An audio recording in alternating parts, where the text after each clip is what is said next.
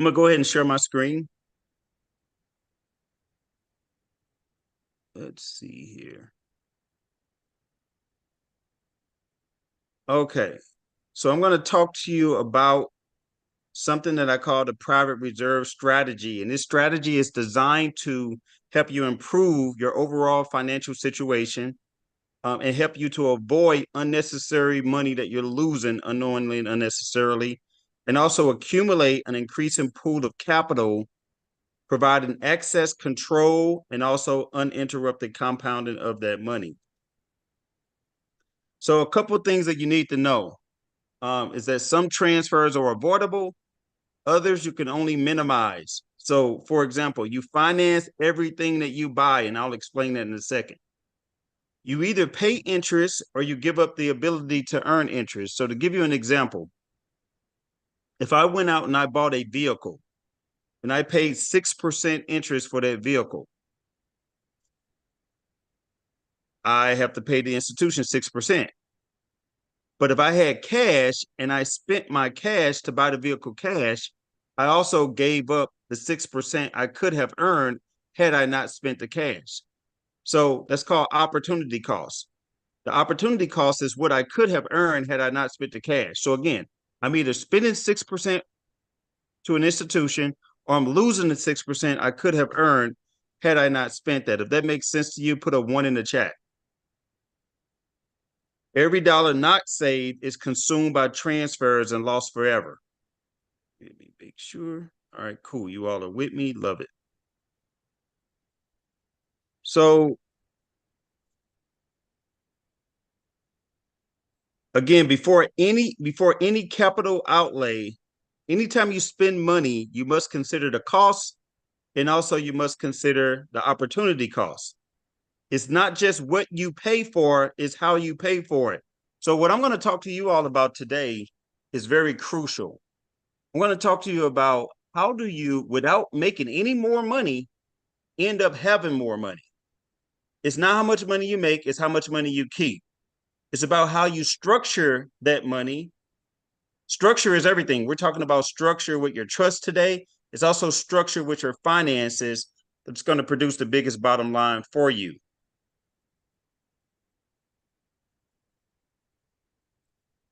So, how to buy, borrow, and pay for major capital purchases. So, there are three different types of people I'm going to talk about today. I'm going to talk about what I call the debtor, the debtor, the saver, and the wealth creator, or the debtor, the spender, and the wealth creator. The debtor, they work to spend. They have no savings. They earn no interest. They pay interest. Savers, they save to avoid paying interest. So they're going to save, they're going to earn interest, and then they're going to pay cash. And then a wealth creator, which is what I want you all to be today, you can write that in the chat. I am a wealth creator. The wealth creator, they actually save, but instead of using cash, they actually use OPM, other people's money, to maximize the efficiency. So they save, they compound the interest, and then they borrow against that to collateralize their purchases. Very important. That's how they buy. The way that they borrow is different as well. Debtors, they're going to borrow from, and if you want to think about this in a different way, you can think about debtor as the lower class, savers as the middle class, wealth creators as the upper class. So the debtor, they're going to borrow from lenders at the highest market rates because they don't have the best credit a lot of the times. They're using future earning potential as collateral. The saver, they're going to borrow from their self, reducing their current collateral position and resetting their compounding. So again, they're borrowing against their future self because when they pay cash, they're no longer making interest on that money. I'll explain a little deeper in a second. Then a wealth creator, they're going to borrow from lenders at negotiated rates using their own money as collateral. Last but not least, the way that they pay.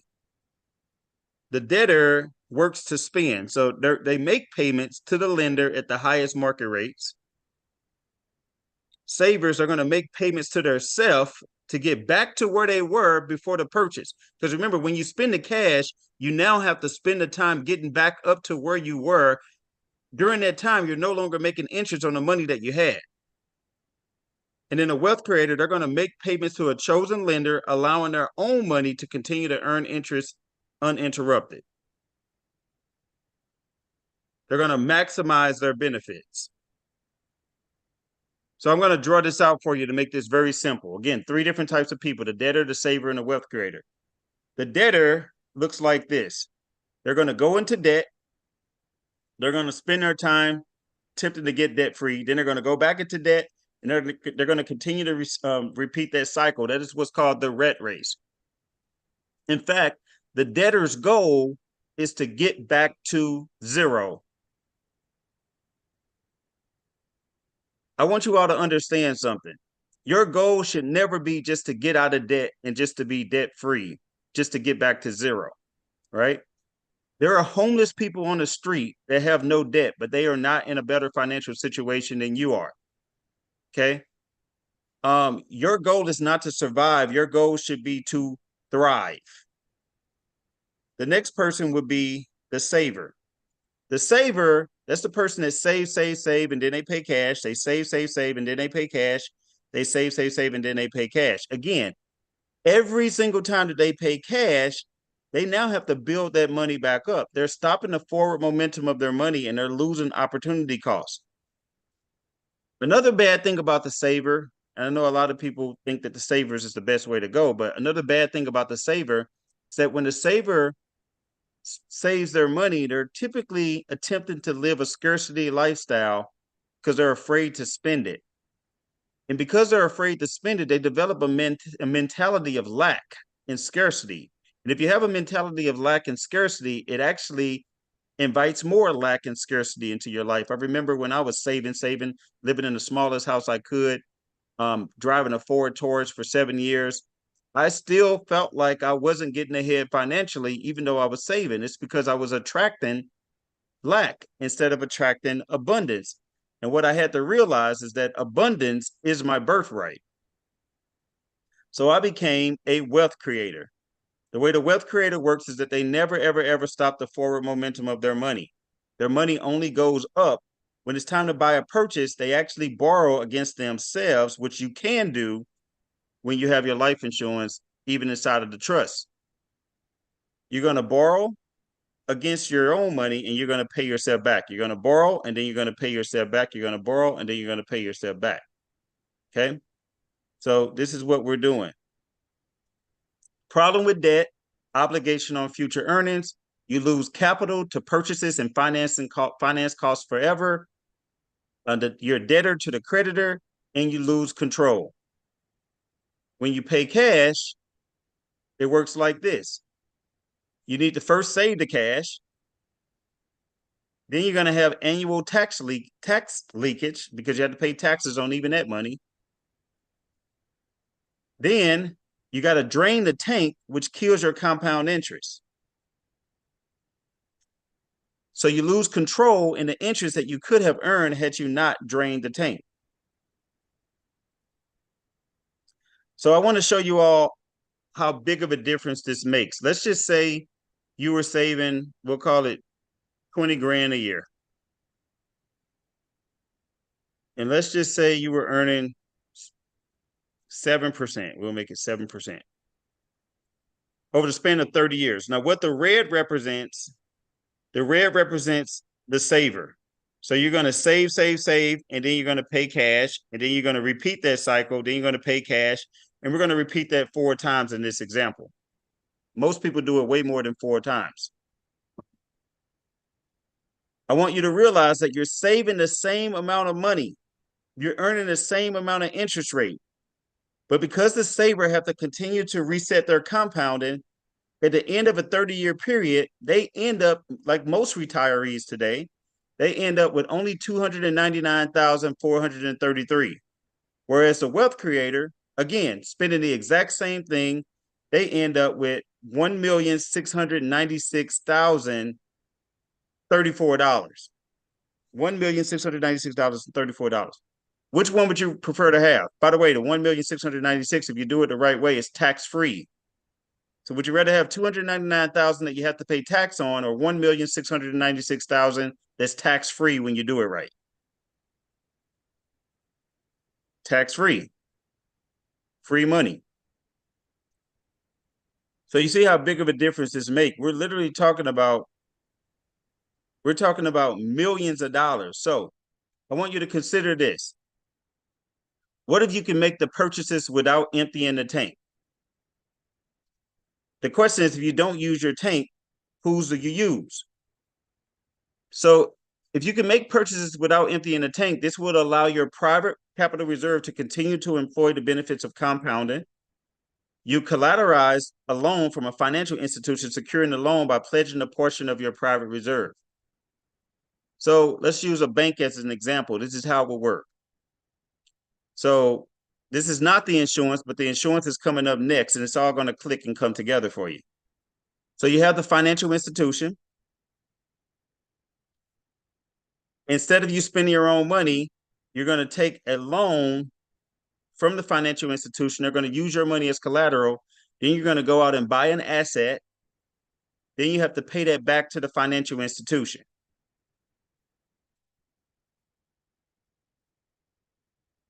So the power of this strategy allows you to continue to earn compound interest. So there's three things that can increase your capacity to borrow in the future. Number one, the contributions that you make. Number two, it's going to have internal growth. And then number three, lien reduction. So that means when you pay it off, you're obviously going to reduce the lien, which is going to allow you to borrow more in the future. So when you get a private reserve, what are some of the ideal characteristics? Number one, you're going to want it to be tax-deferred growth. You want tax-free distributions. You want a competitive return. You want high contribution limits. You want deductible contributions if possible. You want it to be safe. You don't want to lose, no loss provisions. You want to be able to to borrow whenever you want to, so guaranteed loan options. You don't want to have to choose to pay it back. You want unstructured loan payments. Nobody can come after you if you don't pay it back. You also want liquidity, use, and control of your money, even before you're 59 and a half. You don't want a penalty for using your own money. And then additional benefits. So there is no better tool than permanent life insurance as your private reserve strategy if you set it up the right way. So when you set it up the right way, you all, this is how it works. Same way like you did against the institution, you're going to fund what I call your wealth creation fund. That's your cash value life insurance policy, your IUL or whole life. You're going to fund it. Then when you want to make a purchase, you're going to borrow against your policy. Your policy continues to grow as if you never touched it. You're going to be able to get a now interest-only loan to buy that asset. And then it's non-structured payments, which means that if you don't pay it back, you don't have to. It's simply subtracted from your death benefit when you die. So there's two components of a permanent life insurance, the cash value and the death benefit. The death benefit is always way more than the cash value. So I'm going to give you a test. Let's just say I had $100,000 and it was earning 5% interest. So I have 100,000, it's earning 5% interest. 1 year later, how much money do I have? And I'm just talking about not insurance, just in the bank. I got 100,000 earning me 5%. 1 year later, how much cash do I have? 5,000. Yep. I got $100,000 principal, plus I have the 5% interest. So added together, how much cash do I have? Write it down 1 year later. You all can write it in the chat. So one of the things what's going to help you to learn quicker is if you participate and if you involve yourself in this process, because even if you get it wrong, it's going to help you to learn actively instead of sitting on the sidelines. Thank you all. I appreciate that. And you all got the answer right. The answer is 105,000. So that was not a trick question. 100,000, 5% interest, which is 5. 100,000 times 5 is 105,000. And this is going to blow your mind. Let's just say I had my money in the wealth creation fund, which was the life insurance policy structured the correct way. I have 100,000. We're starting over now. I have 100,000 earning me 5%. This time, though, I borrowed $30,000 against my policy. 1 year later, how much money do I have in my policy? So I got 100,000 earning me 5%. This time I borrowed $30,000 against my policy. 1 year later, how much do I have in my cash value? Write it in the chat. 100,000 earning me 5%. This time I borrowed $30,000. How much do I have?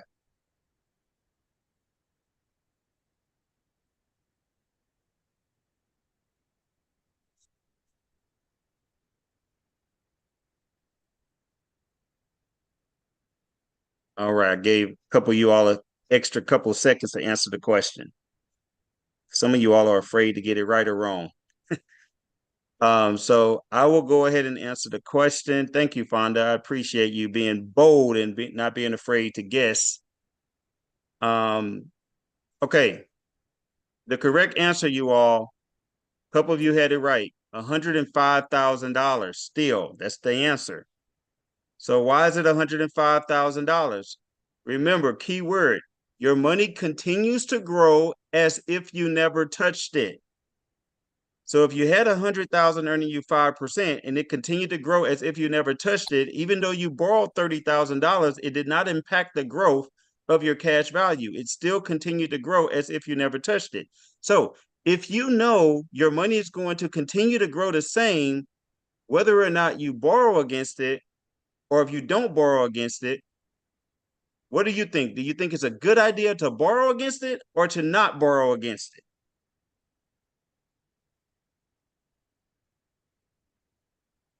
Absolutely. Absolutely. It's a great idea to borrow against it, right? Because your money will grow. This is one of the situations that you use it or you lose it. So too many people, they get an IUL or a cash value insurance and they treat it like it's an investment. This is not an investment, you all. An investment is a stock. An investment is real estate. This is not an investment. This is used to leverage your money so that you can go out and get an investment while your money continues to grow as if you never touched it. If you never borrow against it, you just defeated the entire purpose of living it, of using this for your life. So if you have a cash value life insurance policy, borrow against it, make money somewhere else. Now, let me ask you a question. Now, when you borrow against it, what do you think you should do? Do you think you should buy an asset or a liability?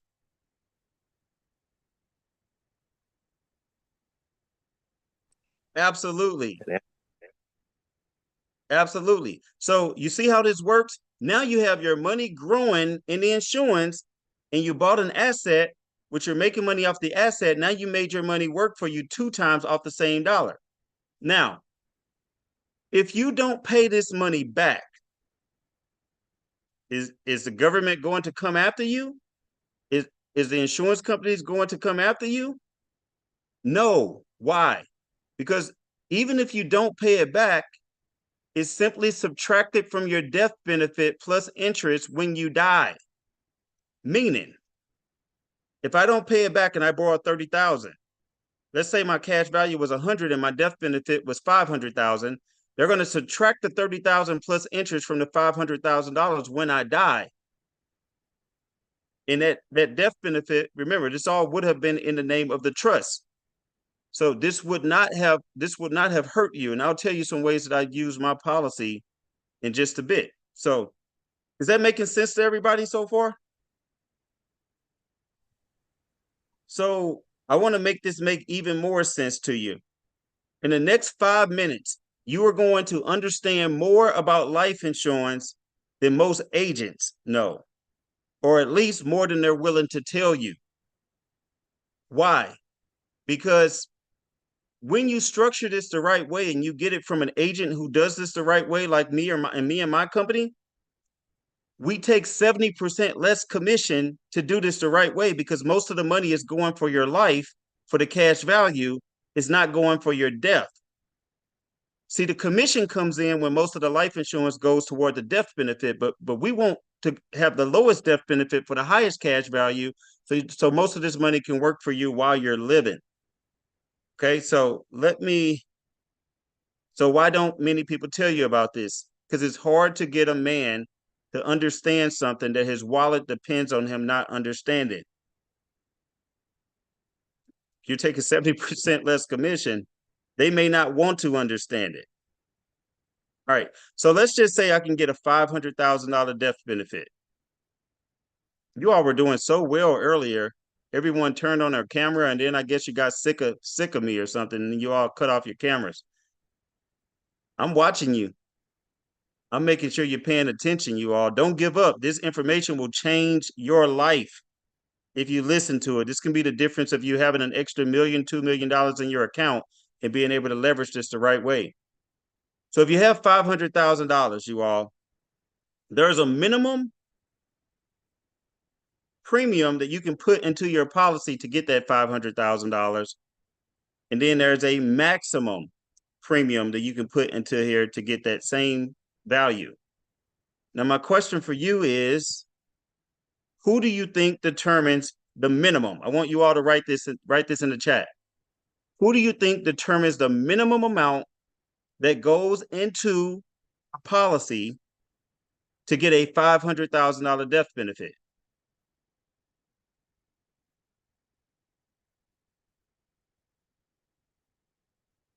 Alton, I'll answer that in just a minute.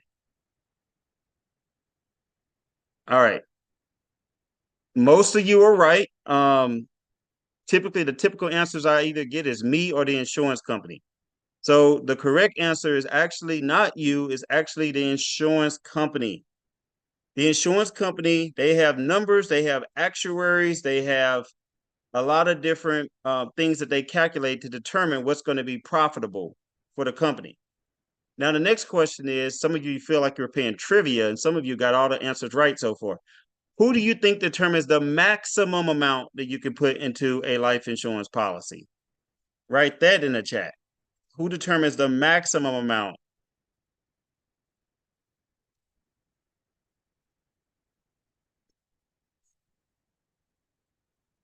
Some people say me, the company, me, the company. All right. Thank you. Someone said, I have no idea. I love it. Me or us. Okay. It is actually, I think one or two people got it right. It is actually the government.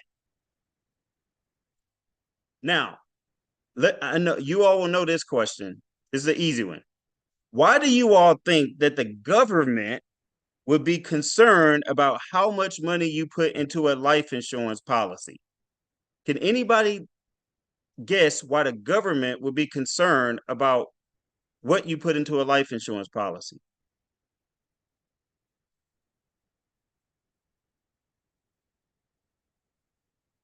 Yes, tax is not tax. So the government began to put control over this in the 80s, a little bit of control, because before that, people would dump millions of dollars into these policies, and there was no stipulations. They can guard all of their money from taxation, borrow against it, never pay taxes on that money, and then the death benefit was tax-free. And you're right, they don't want us to win and build wealth tax-free. So what they did in the 80s,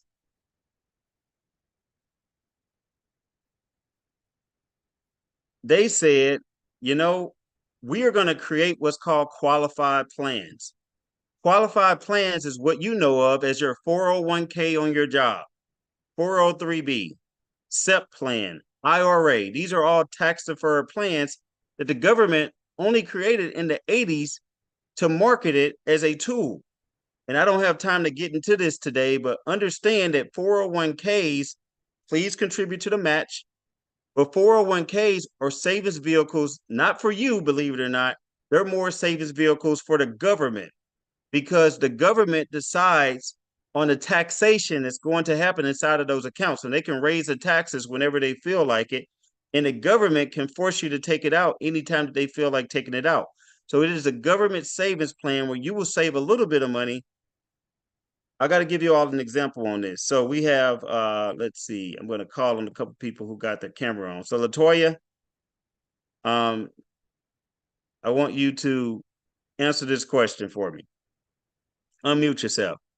So Latoya comes to me and she wants to borrow $10,000. Not a dire emergency. Nobody's dying. She just wants $10,000. She doesn't know me that well. And I say, you know what, Latoya? Absolutely. Here's 10,000. No questions asked. You're like, oh wow, is that easy?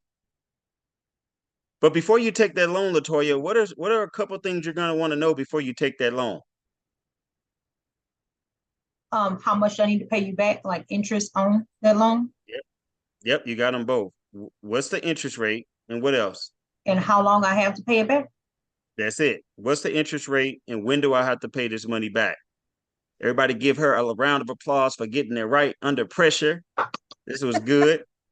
But what if I told you, Latoya, what if I said, don't worry about that. I don't know what I want to charge you on interest yet, but one day I'll know what I want to charge you on interest. And then I'm going to charge you retroactively on the first day you took the loan. And also, I don't know exactly when I want it back, but at some point I'm going to come and get it back. And at that time, you have to pay me at whatever interest rates I determine that it's going to be at the time. Go ahead and take this loan, though, Latoya. Are you taking that loan? No, that loan is too expensive for me at that time. Is No, anybody taking that loan unless it was a dire emergency and someone was dying? Probably not, right? But we have taken that loan. Many of us have already taken that loan. Why? Because when you put your money inside of a 401k, it grows tax deferred. You don't know what the tax rates will be when you decide to take that money out. And when you take it out, they're going to charge you taxes retroactively to the day that you put the money into the account. And you also don't know exactly when they're going to want that money back because there's something called required minimum distributions that they can change the age on at any time. So you have already taken that loan. You have no control over that money. The government is in control, which is why they wanted you to set you up with these qualified plans. So if they had any tax problems, they can just raise the taxes on all of these 401ks when they chose to. So the government created what's called a MEC. A MEC is MEC, Modified Endowment Contract. That is the maximum amount that you can put into a policy. So Alton probably knows he's at the stage where he's about to take required minimum distribution if you haven't taken it already. So modified endowment contracts, you all. If you go over that amount, they will actually tax you the same way that they tax your IRA, your 401k, your SEP, your 403b. So you want to be careful, right? So that's why you have to make sure someone is structuring this the right way. Now, again, you have a minimum amount. Let's say that minimum amount was 500,000 and the maximum amount was $10,000. If you paid the minimum amount of $500, you all, what type of policy is that considered? Write that in the chat. Who knows this? What kind of policy is it considered if you're paying the minimum amount that you can pay, the least expensive types of policies that you can get? What is that called? Term life. Term life. Now, term life is temporary, right? What that means, it expires. Many people don't realize that term life, people think insurance companies make more money on permanent life. That's not true. They make a lot more money on term life because 93% of term life policies are never executed, which means it goes back to the insurance companies. And the older you are, the more expensive those term life policies are. The only thing that a term life is good for is death benefit. Now, it has no cash value on a term policy. I'm not saying a term is bad. There are certain situations that is good, but you're renting insurance. You don't own it, you're renting it. So if you're going to spend $10,000 on a policy, or if you're going to put in $10,000 a year on a policy, that extra money you're putting in, it better have good benefits, right? So these are some of the benefits: tax deferred growth, tax-free distributions, a competitive return, high contribution limits, additional benefits, collateral opportunities to borrow, the money is safe, no loss provisions, guaranteed loan options, and unstructured loan payments. Exactly what we talked about earlier. And most importantly, liquidity, use, and control of your money to borrow against it whenever you want to. You don't have to wait a certain age. And there's no taxes. So Alton just said he just turned 73 and he just retired. There's no required minimum distribution that forces you to use this money. You can keep it in there for as long as you want. And when you pass away, the money is going to go to your heirs as a death benefit, guaranteed. Okay. So the way we want to structure this policy, again, is for the lowest amount of death benefit for the highest amount of cash value. And we can structure this with an increase in death benefit, which means that as you get older, the death benefit increases. So that death benefit keeps up with inflation to pass on to your heirs and keeps up with the growth of the cash value. So going back to this, knowing what you know now, this is what we do, right? So we want to borrow, we want to build up our wealth creation fund. It continues to grow as if we never touched it. Borrow from the insurance company. They utilize your money as collateral. You go out and get an interest-only loan to buy an asset, and then you pay it back non-structured, which means you don't have to pay it back. But if you do pay it back, it's going to increase your borrowing capacity in the future. So eventually, when you get more money, you can have more than one policy. I know Christina, she has 5 policies, I believe. I have 6 policies. And once you pay it off, you have that extra cash flow to fill your tank. You just keep buying more policies, more additional benefits. So that is the private reserve strategy. So I will show it you really quick, some ways that I've used my cash value to actually make me money and make me money 2 to 3 times off the same dollar. Let me pull this up.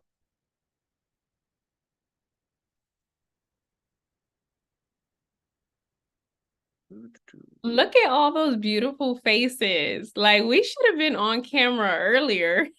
Look at I everybody. know, and the face is beautiful. I love it. Yes. All right, everyone. That's what Look I love to see at us. people's faces because Yes. because I got a chance to know a little bit of your personality just by watching your faces. So I was looking at Andrew, and Andrew was very, very, very engaged, which I like to see. That's I don't amazing. even know if Andrew is on here anymore, but when he was very Yes, engaged. he's I got saw the thumbs there up. he is. There And he is. I see his Samantha. face. Yes, And his I saw beautiful wife Samantha's right next to him.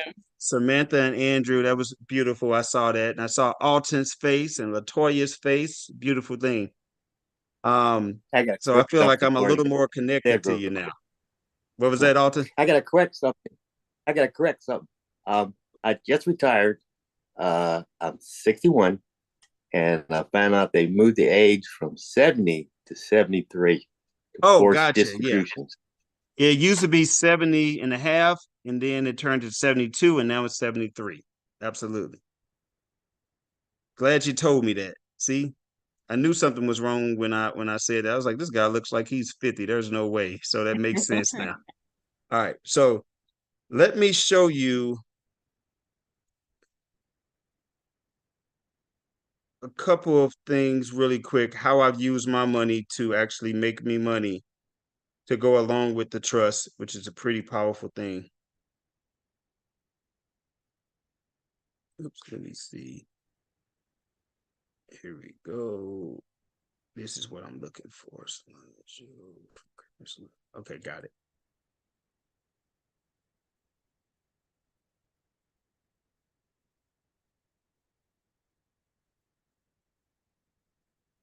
Share screen. Perfect. All right, so this is how I've used my wealth creation fund. This gives you just some examples. So this is a multi-family 76 unit apartment building that I own along with 2 partners. When I bought this, I had been putting money into my wealth creation fund for a few years. And what I was able to do is partner with some individuals, collaboration. I had to put in a total of $100,000 that I borrowed from my policy. We closed on this property. It was about a $4.3 million property at the time. It's St. Louis, so our property, if this was California, it would be a whole lot more.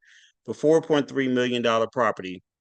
That property just got under contract. I've owned it now for, I believe, no, not even that. No, I got it from the start of the pandemic. So I've owned it since 2020. So I've owned this property for about 3 years, right? It has paid me cash flow of about $4,000 a month. I'm general partner on it. I was able to use that to pay down a lot of my loan, and this thing just got under contract for $6.2 million. So in 3 years, we're gonna have a $2 million equity return plus all of the income in between. And I borrowed my money, and guess what? My life insurance policy continued to grow as if I never touched it. So essentially, I didn't use any of my money. This is my real house. Just a little proof. I'm actually in this house right now. It's a house that I live in when I'm in Atlanta. But when I bought this house, I did not live in Atlanta. I lived in St. Louis. In fact, I still kind of live in St. Louis. I'm back and forth. This was a $2 million house. But the purpose of me buying this, I borrowed from my policy and I got a no-doc loan. Again, this was about $100,000 to borrow from my policy. This was the same $100,000 that I paid back from the last loan, right? I rented this thing out and it made me about $20,000 to $25,000 a month. I rented it out for event space. I rented it out for Airbnb. And this thing made me money. And only for 10 days. That's only 10 days out of the month. The other time I just stayed in it when I was here. Right. So that's another way I use my policy. Options trading.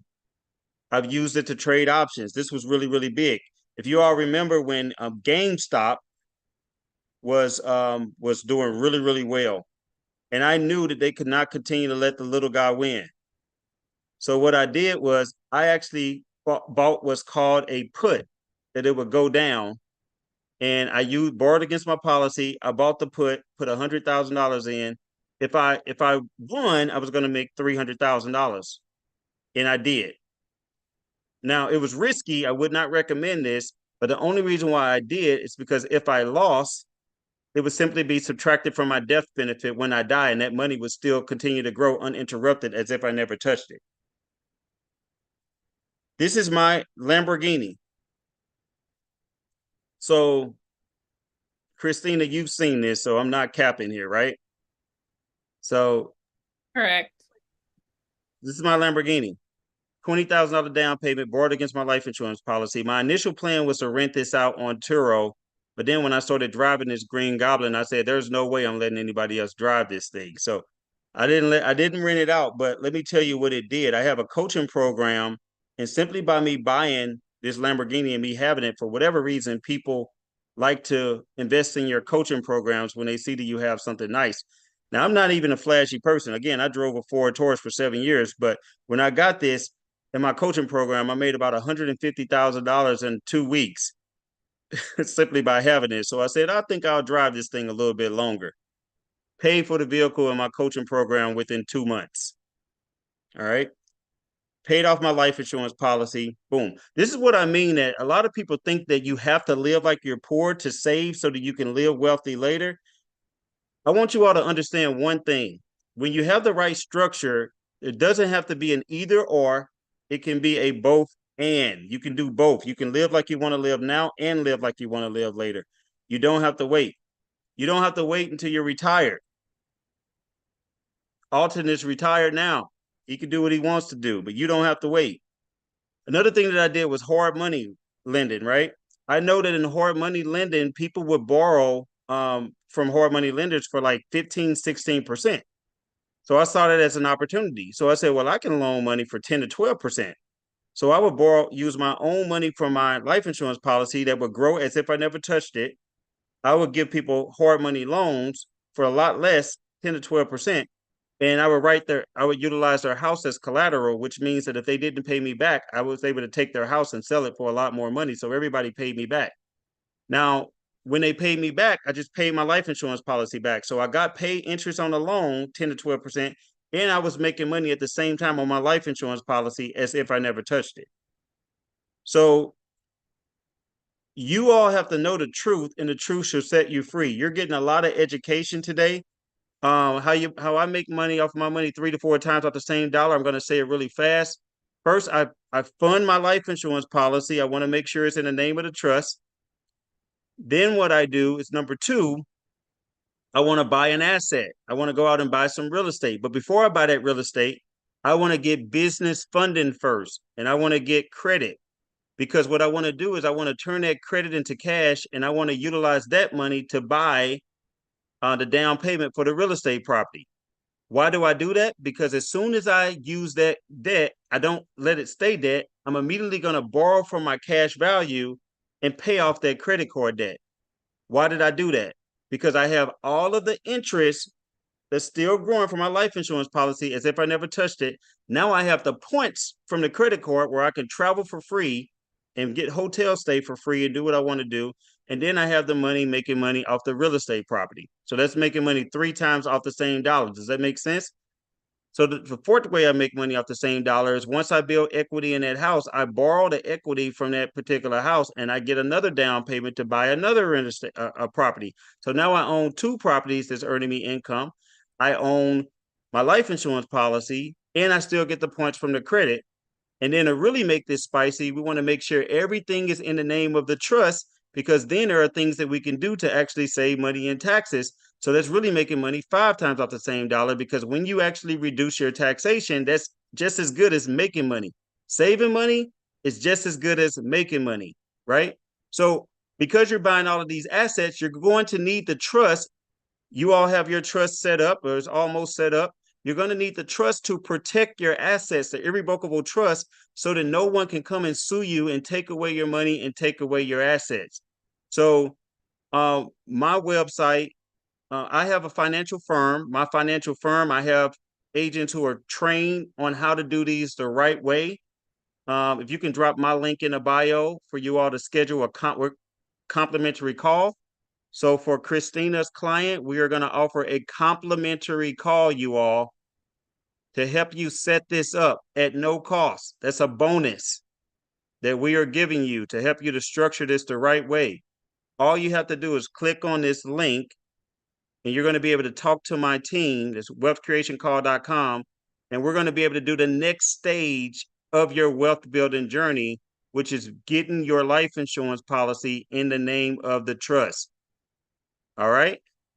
That is my time for today, you all. Hopefully you learned something and you got some good information. If that was great information for you, let me see you type a 1 into the chat if you got something and you took something from this presentation today.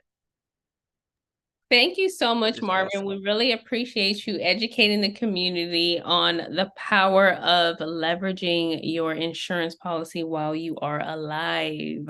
So what I'm going to do is I'm going to open the floor for questions. I know there might be some questions here, but I know that everyone here are action takers. So they already spent the last 3 days setting up their trust. Once their trust is set up, they are ready to go and start getting their assets. And their first asset needs to be their insurance policy, their IUL policy, their permanent life policy. So I'm going to open the floor for questions. Please raise your hand. Let us know what questions that you have for Marvin or for me. We are ready to go. We have about 10 minutes. So what questions do you guys might have?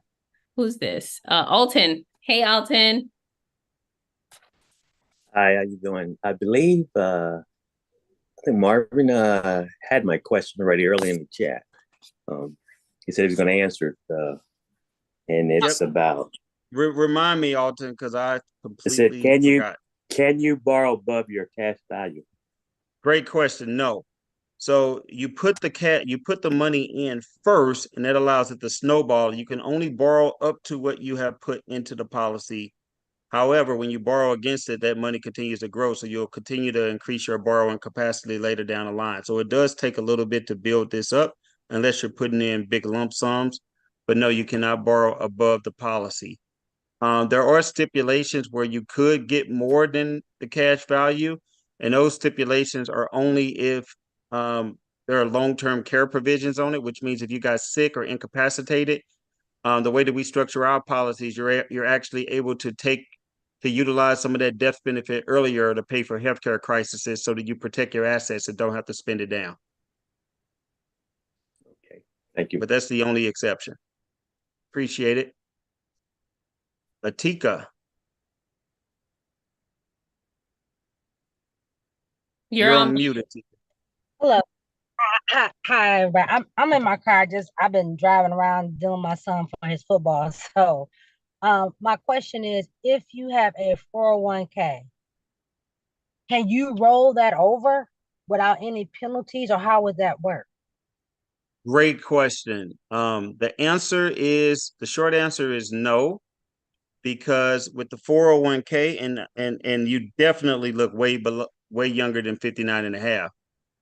So with the 401k, if you take money out of the 401k before you're 59 and a half, you'll get hit with taxes and a 10% penalty. And you would have to do that before it can go into the life insurance policy. Now, one of the things that you could do if you left the job is you can roll it over to an IRA, and then Yeah. you can slowly start to convert that into a Roth account. And there's no penalties for a conversion into a Roth account. And then that's kind of a backdoor way of being able to get some of your money out of that plan. But as far as you just taking the money Uh-huh. out, it would be taxable, and then under 59 and a half, there would be a 10% penalty attached to it. No, no, I won't be just taking it out. I know. No, I'm not just taking it out. So I would definitely set up a meeting call with you because I got some other stuff going on. So no, I definitely not just taking it out. I definitely need Yeah, to move it. Have to move it. don't do that. I would definitely roll it over. We can definitely help you with that. Right. So we are a full service financial firm. So those of you who have 401ks or IRAs and they want us to take a look at the asset management, we can help you with that as well. When you go to wealthcreationcall.com, just let them know that either you just need help with this insurance side, but also you can let them know that I need help with the retirement investment side too, and we can also help you with that. Okay. Thank you so Okay. much, Thank you. Atika. Chieko, did I say that right? Chieko? Very close. It's Chieko. Hi Oh, there. man, Chieko, got it. So actually, yeah, Atika answered. She asked, hit on one of the questions that I had. But the other one is I'm wondering if there's a lot of financial, I guess, loan products that offer 12 and 18-month zero interest. And I'm wondering if you've ever seen anybody take advantage of those to fund an IUL. Ooh, that's a really great question. I have not. Um, I don't believe in using debt. Some people disagree, but I don't believe in using debt to fund the IUL. I believe in using debt to fund the asset and then using the IUL to pay off the debt. So it sounds the same, but logistically it's a little bit different. So what I would do if I were you, I would use that. I definitely would get the 12 to 18 month no interest, and I would use that to buy real estate, to turn into cash and buy real estate. Mm-hmm. And then I would use the IUL to pay off that credit within that 12 to 18 months. So that way you wouldn't accumulate interest. Uh-huh. Um, it's just when you use the IUL to buy the credit to buy the IUL, the problem is that you can't borrow 100% of that right away. You can only borrow up to about 75 to 80%. Mm-hmm. So it just would not be apples to apples. And then you would still have to pay off that credit. I wouldn't want to put you in that situation. Okay, that makes sense. Thank you so much. No problem. Fonda. I have a question. Can you have multiple IUL? Absolutely. Christina owns 5 and I own 6. So every So time I all start my making. kids and my Mhm. husband, we all have one, but I was Yep. thinking about adding one more for each. Well, not each a- of us, for me and my husband. Absolutely. Because you probably make more money than you did when you started your first policy. So you probably have the capacity to save more where you didn't have the capacity to save more back then. Because a lot of times when you fund it at a certain amount, depending on how the policy is structured, you can't overfund it too much, because then what happens? It turns into a MEC. Remember MEC, modified endowment contract, which means Mm-hmm. it can become taxable. So the only way to avoid that is actually only to start another policy. My other question is, don't they have infinite banking to where you can actually not fund the IOL, but actually fund like a savings account in the Um, insurance company side of it? so IUL where you can just say that again. I'm sorry, I'm trying to understand it. So don't the insurance company have one, the IUL, and then they have like a savings account too that you actually put money in that's affiliated with that? So sometimes I think I know what you're talking about. Not really a savings account. They call it something different. So some companies do allow you to just dump a lump sum. Well, all companies allow you to dump a lump sum in, but if it goes directly toward the insurance, it's just a MEC. A MEC is not necessarily a bad thing, you all. I want to make sure I make that clear. Sometimes um, I have a lot of clients that don't care about it being a MEC. They just dump a bunch of money into it. They don't care if it's a MEC because they're getting more interest from the life insurance that they'll get in the bank. So, but what some companies do, they allow you to put money into what's called a sub account, which might be similar to what you're talking about, a savings account, and then they'll just distribute the money over the time so it doesn't turn into a MEC. So that's really the only time that I've seen that done. Other than that, there's no savings account attached to it.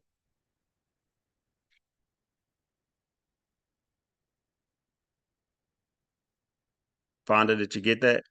Are you on or you're on mute? Yeah, I got it. All right, thank you. Myra?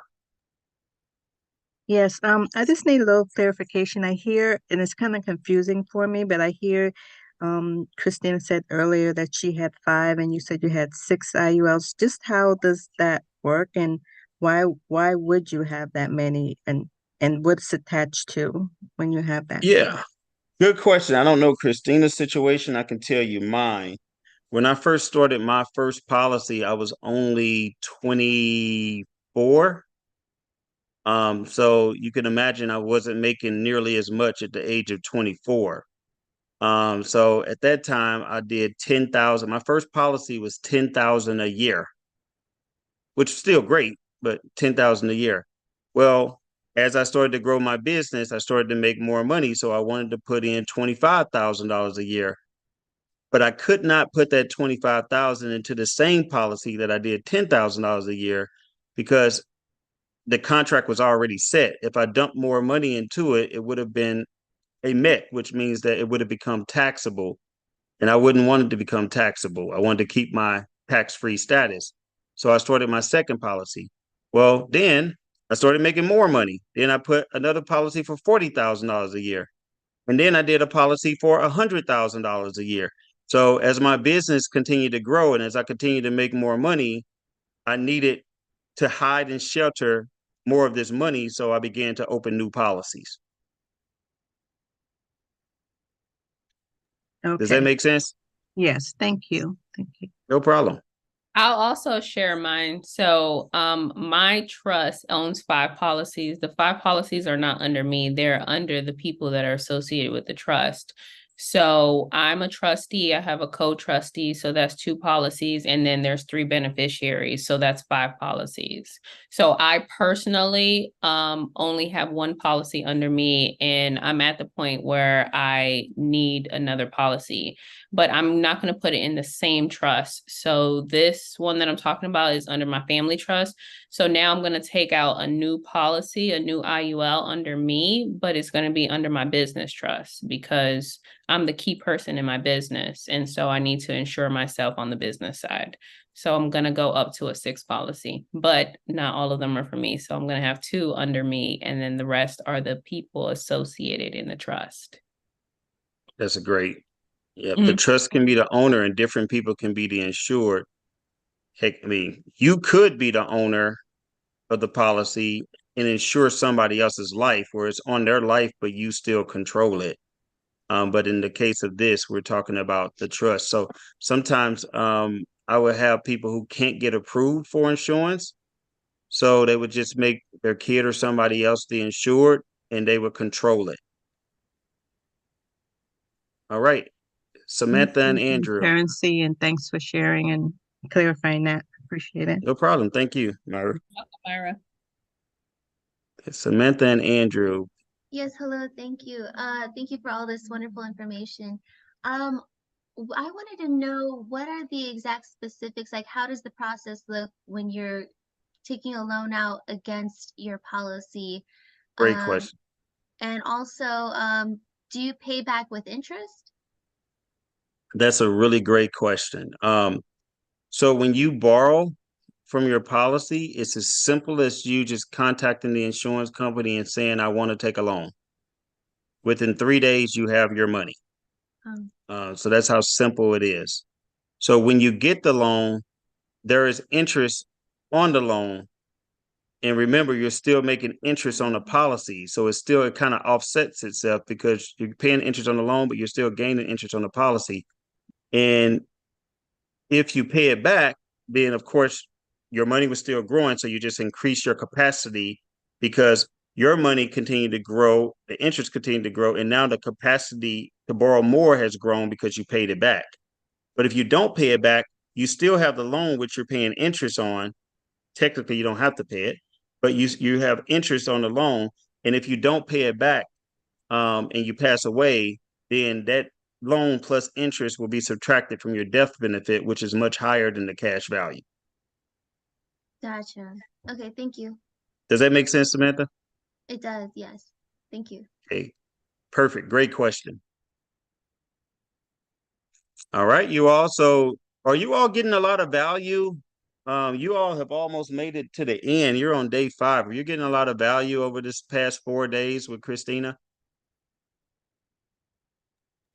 A lot of Yes, value, a lot of definitely. Really, just the information, the amount that she's charging for this, just the information alone is worth the cost. I told you that my trust that I set up, I did not have this coaching. I did not have this information. I did not know what they did. And I was charged $45,000. You're not only getting a better quality trust, you're getting information that I didn't learn. And you're also, you know it. So you can explain a lot of these things to your family. You can really be a generational curse breaker because you